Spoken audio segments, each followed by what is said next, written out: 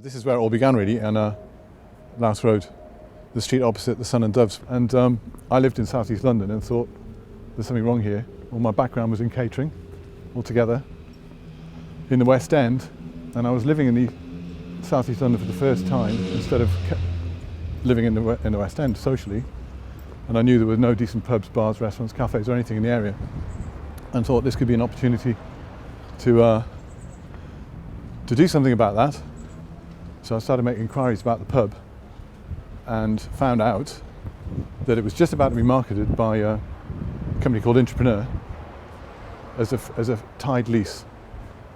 And I wrote a business plan, raised some money, and nearly a year later signed a lease. And that was 16 and a half years ago now. And there it is, boarded up.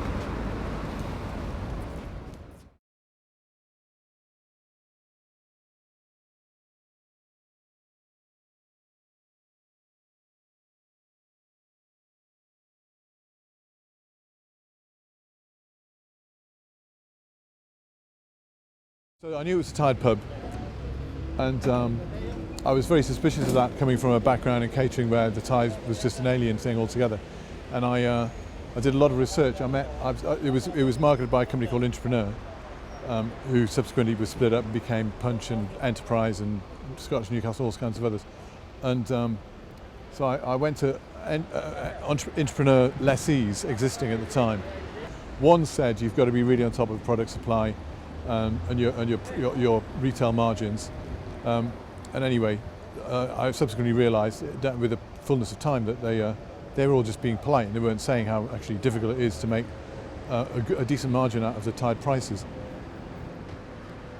I suppose over the 16 years of having the pub, we, like all businesses that have run that time, you have peaks and troughs. But I think initially when the pub first opened, it didn't take long for it to be very successful. Tripling the turnover of the pub that had been there before. Turning over sort of, I think at its peak, probably £750,000, which is a pretty damn good turnover for a pub that was doing nothing when it was taken on. I got an opportunity we were approached by Punch Taverns with a view to running a pub. They got my CV off the internet and they asked me if I was interested, and at the time it was quite convenient for us to pursue it. We were just being made redundant, very fed up in the industry I was working. We knew of the pub, being familiar with the area. We also knew it had a very poor reputation when it was very run down.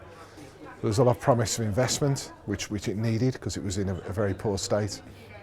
Very naively, we trusted in what we were told. In expecting the tide to be ending on my pub in 1998, I set about making it as busy as I could, and then and I did. I spent about 75,000 quid on the place, which wasn't enough. Really needed £250,000. I couldn't raise that kind of money. Constantly reinvesting all the profit that we were making at the time back into the business to try to make it busier, to try to improve it, and so on. It's a constant rolling thing like this. And then as time progressed, it's a very long story. I took on another lease with the same company, and there were a long series of complicated problems and realities. They blackmailed me in deciding a deed of variation on this pub by saying that they would give me an eviction notice on the other pub because it wasn't on a substantive lease. So I signed a deed of variation, thinking I wonder what this would happen, what this would lead to. And what it led to was a life of being tied forever. We were tied to all the beers. We were free of tie on wines and spirits. We took it on a basis that the Punch were going to be spending £180,000 on it, which it clearly needed. We were within about 3 months of being in the pub, already developing it, doing quite well, good response from the start. We were told that refurbishment had been pulled. We're in the Eagle Ale House. We are probably now a specialist ale, micro, Seba beer pub. I've been here for approximately 15 years. Simon and I took the lease of the pub just over 6 years ago now, I think. The idea of a partnership between the pub company and their lessees is a bit of a figment of most people's imagination.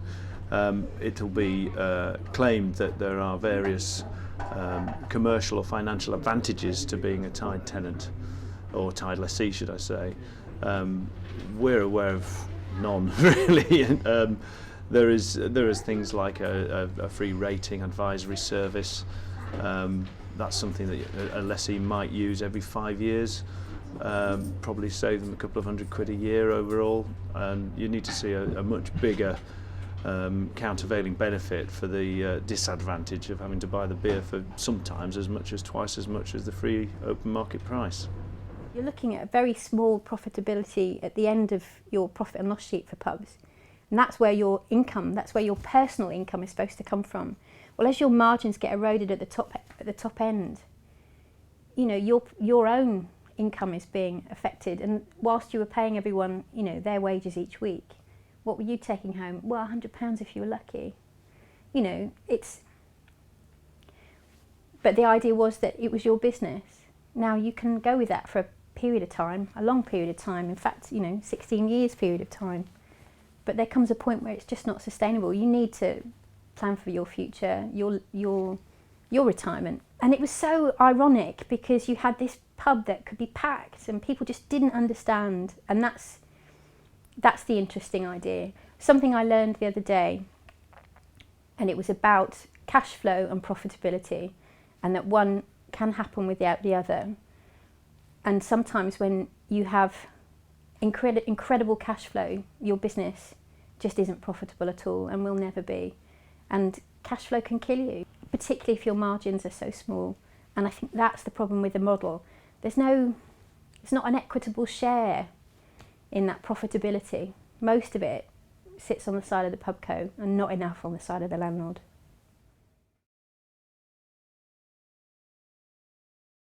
I was given, as part of my rental review, a list of Punch Tavern's pubs, which was used to show that I was on what they described as a good deal, because my turnover was higher than everybody else's on that list, and my rent was lower. So simplistically, Punch said, you must be, you know, making money, because look, you're much better off than everybody else. And actually what I did straight away was to go around and visit everybody else on that list, and I discovered out of those 18 pubs, every single one bar 3 were on the verge of going bust.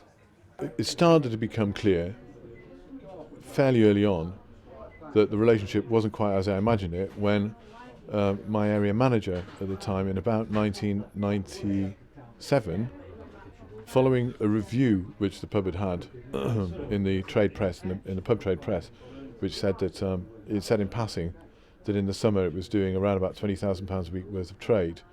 He turned up and said, I saw your article in the Publican, very interesting. And he rubbed his hands together and said, we'll be looking for a 6-figure sum at the next rent review then. People make the accusation, well, you know, you signed the lease, you know, you knew what you were signing up to. Yes, I had some sympathy with that argument, but at the end of the day, no one in their right minds could ever foresee what private equity pub company ownership would be about. You know, no one could see that they would actively seek to put the publicans out of business with massive hikes in beer. I mean, our beer prices here increased 72% over inflation over 7 years. You know, that's not something that anyone would think was a sensible business route to take with your so-called partners, be it lessees or tenants.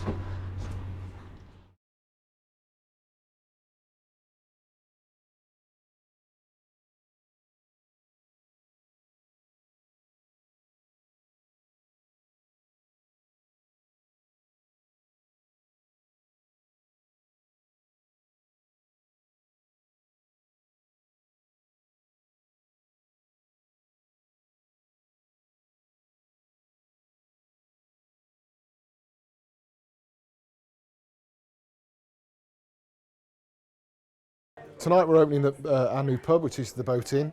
It is very close to us in the rising sun. It's far enough that it's not competition, it's close enough so that we can support it. It's a little bit smaller than the Rising Sun, but it is obviously a free house, so it gives us a lot more opportunity to make a little bit of money. It's a community pub with a strong tourism edge, very similar to the Rising Sun. We're very excited about it, you know, we're just really looking forward to getting down and getting the opening night going.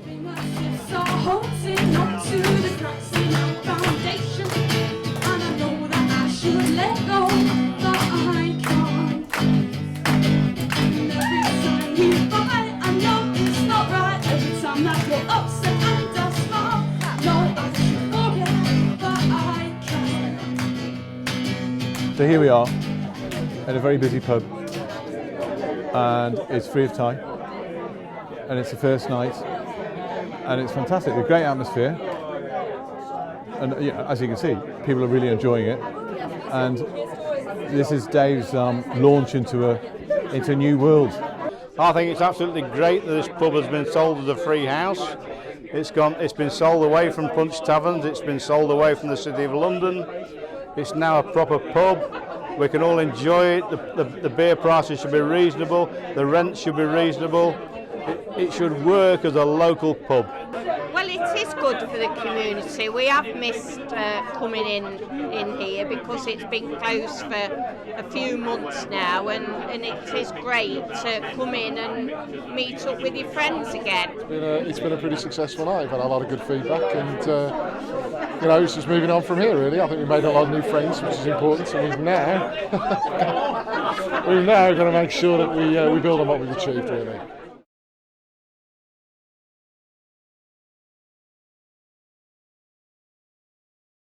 The pub has an absolutely focal part to play in the social life of our country. It's what we sell ourselves on, and I just find it heartbreaking to see so many places boarded up or turned into flats. I just think it's not the right thing, and we can change it. We absolutely can change it, and we have to do everything we can to keep these pubs going.